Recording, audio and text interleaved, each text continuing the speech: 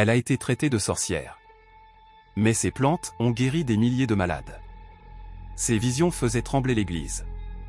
Ses écrits dérangeaient les puissants.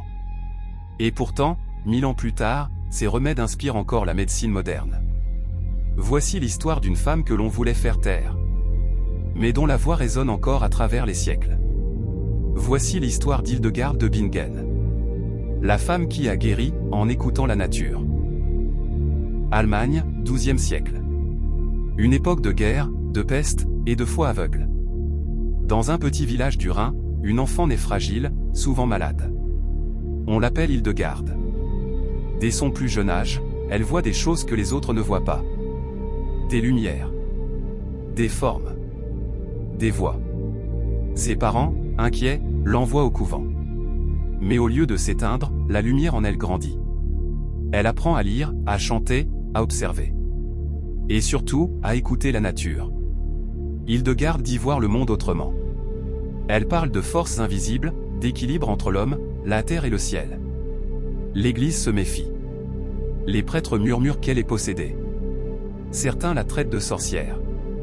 Mais elle n'a pas peur. Elle écrit. Elle soigne.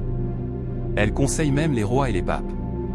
Parce qu'au fond d'elle, Hildegarde sait qu'elle ne sert pas la magie, mais la vérité.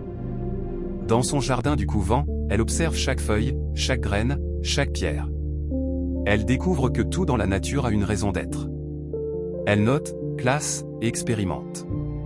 Elle écrit 2 ouvrages légendaires, Physica et Causa et Curae. Elle y décrit les vertus du fenouil, de la mélisse, de l'épeautre, du houblon. Des remèdes simples, naturels, souvent miraculeux. Et ce qui frappe, c'est que beaucoup fonctionnent encore aujourd'hui. Hildegarde guérit sans potion magique. Elle guérit par la connaissance. Par l'équilibre entre le corps et l'âme. Sa réputation dépasse les murs du couvent. Des nobles, des soldats, des paysans viennent la voir.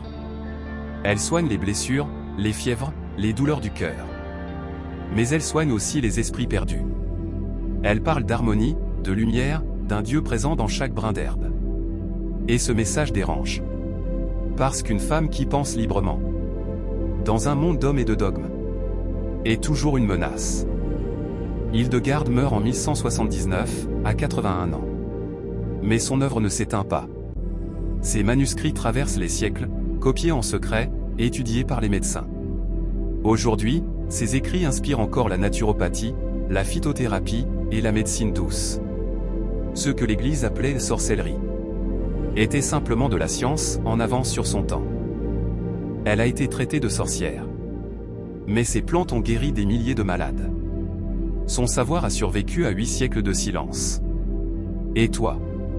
Penses-tu que la médecine moderne devrait redonner leur place aux remèdes anciens? Écris ton avis en commentaire, je veux lire ta vérité.